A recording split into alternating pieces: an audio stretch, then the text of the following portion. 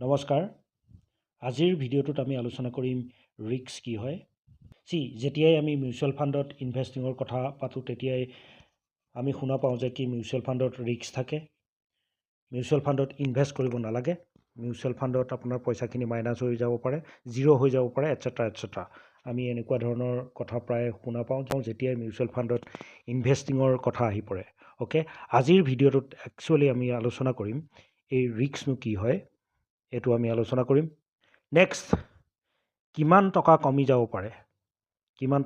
যাব পাৰে আমি এইটো কথা আলোচনা কৰিম আপোনালোকে যদি মিউচুৱেল ফাণ্ডত ইনভেষ্ট কৰে তেতিয়াহ'লে আপোনালোকৰ পইচাখিনি কিমান মাইনাছ হ'ব পাৰে সেইটো কথা আমি আলোচনা কৰিম ইয়াৰ বাবে আমি লৈ ল'ম কি ক'ভিডৰ সেই বেয়া ফেজখিনি আমি লৈ ল'ম য'ত নেকি নিফটি প্ৰায় 38% মাইনাছ হৈ গৈছিলে ফল হৈছিলে সেই সময়খিনি আমি লৈ ল'ম তেতিয়া আমি গম পাম যে কি একচুৱেলি মিউচুৱেল ফাণ্ডত আপোনাৰ মাইনাছ কিমান আপোনাৰ পইচাখিনি কিমান মাইনাছ হ'ব পাৰে তেতিয়া আমি গম পাম নেক্সট আমি আলোচনা কৰিম আপোনাৰ পইচাখিনি কিমান দিনলৈ কমি যাব পাৰে এইটো কথা আমি আলোচনা কৰিম কিমান সময়লৈকে কিমান দীঘলীয়া সময়লৈকে আপোনাৰ পইচাখিনি কমি যাব পাৰে মাইনাছ থাকিব পাৰে এইখিনি কথা আমি আলোচনা কৰিম কিয় দীঘলীয়া সময়ৰ বাবে আমি ইনভেষ্টেড থাকিব লাগে সেই কথাখিনি আজিৰ ভিডিঅ'টোত আমি আলোচনা কৰিম ইয়াৰ বাবে মই এটা 5,000 টকাৰ SIP কৰি দেখুৱাম আৰু এই SIPটো আমি ষ্টাৰ্ট কৰিম ক'ভিডৰ সময়খিনিৰ আগৰ পৰা আমি 2020 চনৰ জানুৱাৰী মাহৰ পৰা আৰম্ভ কৰিম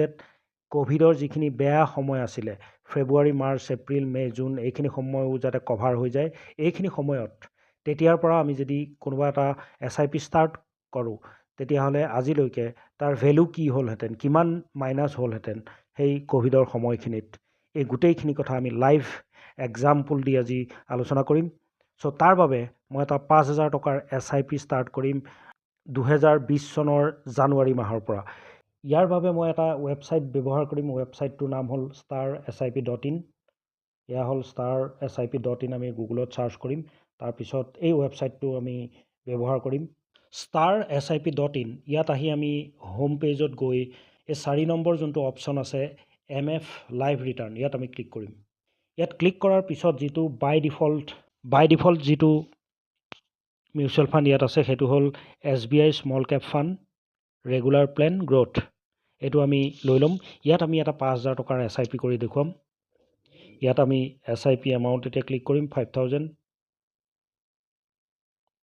ইয়াত আমি ষ্টাৰ্ট ডেট ছিলেক্ট কৰিম 1/1/2020 তেতিয়াৰ পৰা আমি আৰম্ভ কৰিম আৰু সেইটো চলি থাকিব আজিৰ তাৰিখলৈকে ইয়াত আমি দেখিবলৈ পাইছোঁ যে কি ইয়াত যোনটো আজিৰ ডেট আছে এই ভিডিঅ'টো মই 25/10/2024 তাৰিখে ৰেকৰ্ডিং কৰি আছোঁ আৰু এতিয়া গৈ আমি ছাবমিট কৰিম ছাবমিট কৰাৰ পিছত আমি তললৈ যাম তললৈ যোৱাত আমি যোনটো SIP কেছ ফ্ল' ইয়াত আমি ক্লিক কৰিম ইয়াত দেখিবলৈ পাইছে SIP কেছ ফ্ল' ইয়াত আমি ক্লিক কৰিম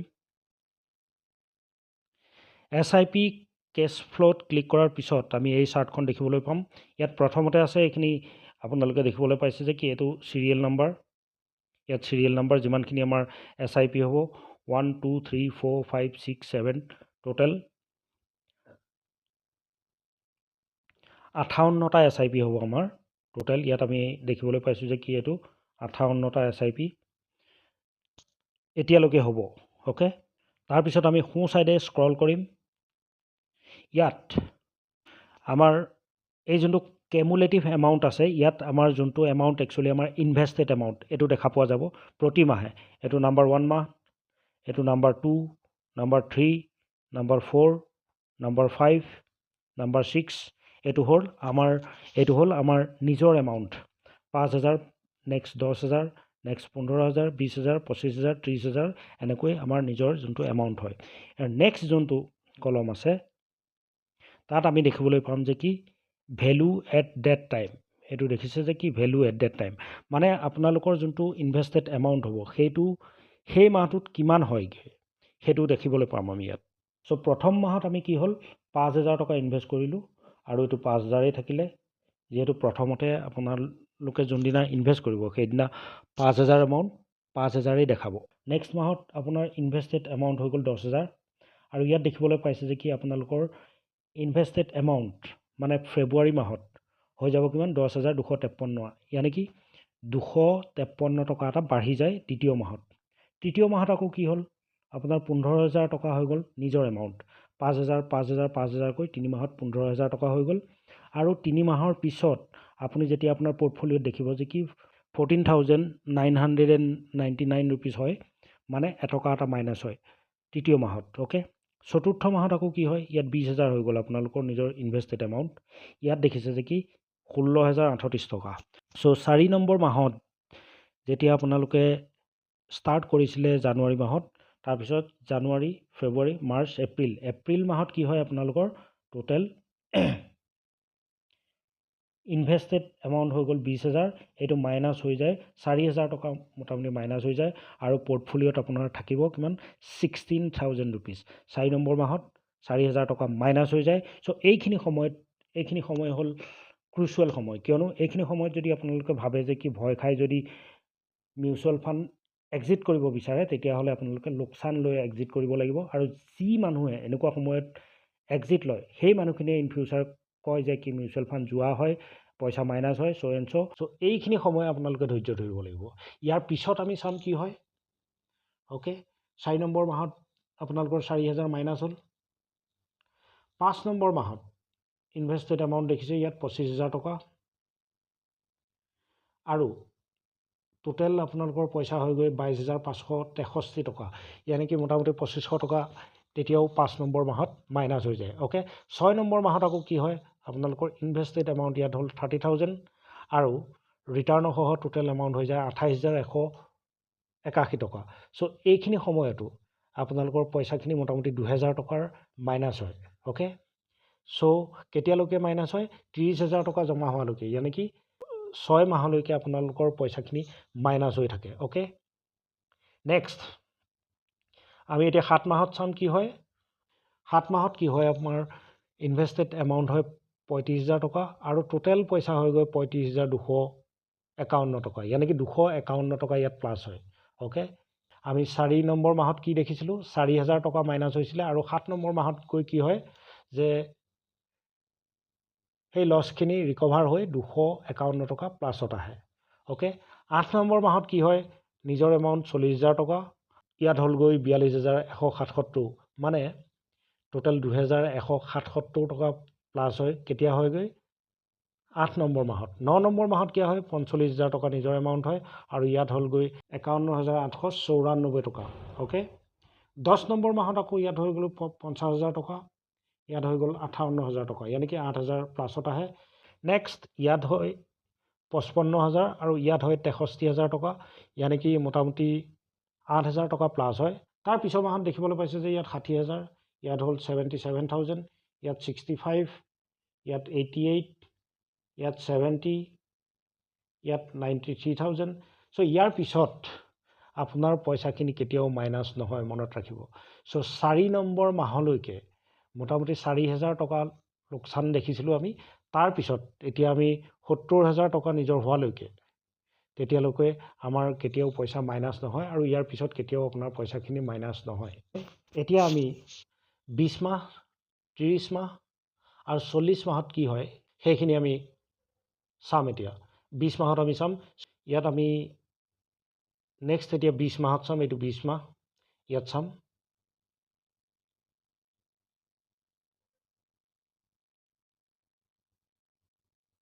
বিছ মাহত কি হয় আপোনাৰ ইনভেষ্টেড এমাউণ্ট হৈ যায় 1 লাখ টকা আৰু টোটেল এমাউণ্ট হৈ যায় 1,57,887 টকা।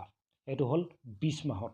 চ' 20 মাহ ইনভেষ্টেড থকাৰ পিছত আমি এটা ধুনীয়া ৰিজাল্ট দেখিবলৈ পাইছোঁ ইতিমধ্যে। ইয়াৰ পিছত আমি চাম 30 মাহত কি হয়। এইটো হ'ল 30 মাহ। আমি ইয়াত চাম, সোঁ ছাইডে আমি স্ক্ৰল কৰিম।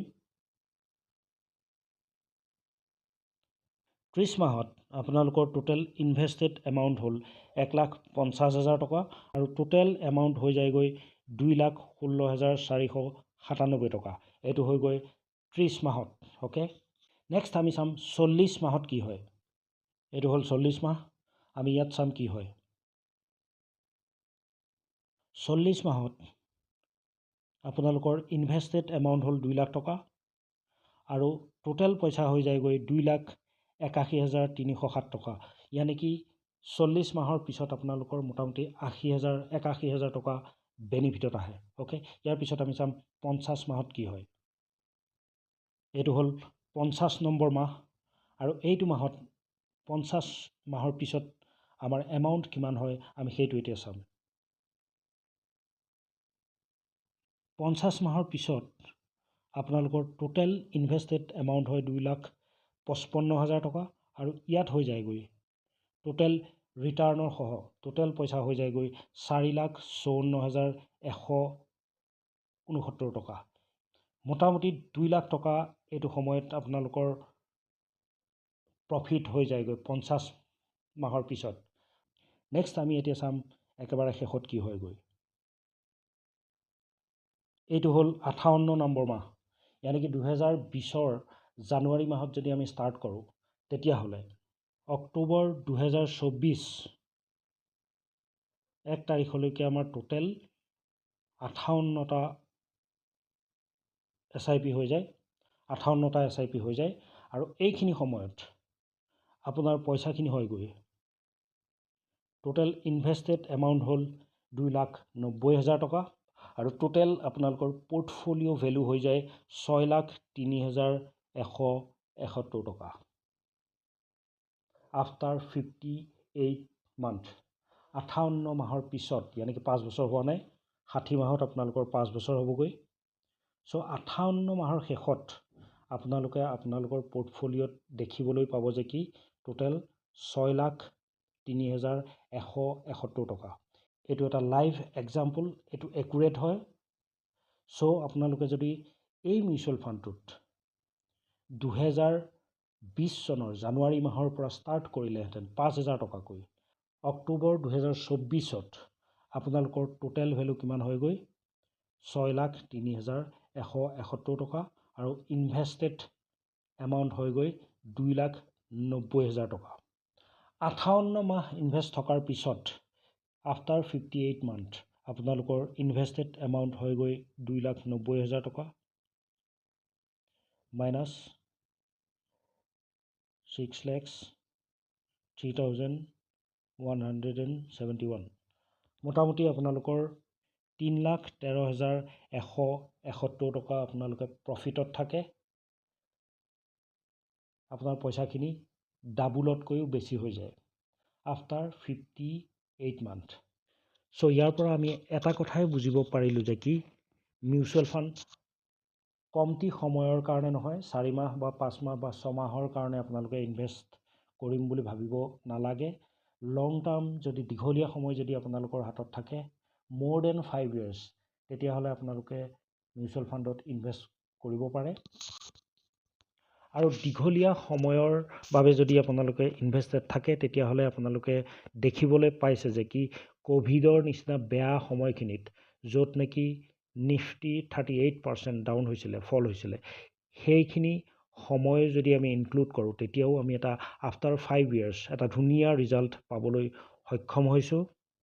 চ' আজিৰ ভিডিঅ'টোত আমি বুজিব পাৰিলোঁ যে কি মিউচুৱেল ফাণ্ডত ৰিস্ক কি হয়। আমি প্ৰায়ে যিটো শুনি থাকোঁ সেই কথাটো মই এটা লাইভ এক্সাম্পল দি আপোনালোকক দেখুৱাই দিলোঁ যে কি মিউচুৱেল ফাণ্ডত একচুৱেলি ৰিস্ক কি হয়। নেক্সট আমি বুজিব পাৰিলোঁ যে কিমান টকা আপোনালোকৰ মাইনাছ হ'ব পাৰে। অ'কে, মিউচুৱেল ফাণ্ডত যদি আপোনালোকে SIP থ্ৰু ইনভেষ্ট কৰে কিমান টকা মাইনাছ হ'ব পাৰে, আৰু কিমান দিনলৈকে আপোনালোকৰ পইচাখিনি কমি যাব পাৰে এইটো আমি চালোঁ। মোটামুটি 7 মাহলৈকে আপোনালোকৰ পইচাখিনি মাইনাছত থাকে, তাৰপিছত প্লাছ হয়, আৰু কেতিয়াও আপোনাৰ পইচাখিনি মাইনাছ নহয়, এটা ধুনীয়া ৰিজাল্ট পাব পাৰি। আৰু লং টাৰ্মত যদি দীঘলীয়া সময়ৰ বাবে ইনভেষ্টেড থাকে কিমান এটা ধুনীয়া ৰিজাল্ট পাব পাৰি আমি সেইটোও চালোঁ, সেইটো আমি দেখিবলৈ পালোঁ। চ' সেইটো কাৰণে কোৱা হয় যে কি মিউচুৱেল ফাণ্ডত যদিহে আপোনালোকে বিচাৰে ইনভেষ্ট কৰিম বুলি তেতিয়াহ'লে দীঘলীয়া সময়ৰ কাৰণে ইনভেষ্ট কৰিব লাগে। একচুৱেলি 5 বছৰো কম হয়, ইয়াতকৈও বেছি সময়ৰ কাৰণে ইনভেষ্টেড থাকিব লাগে।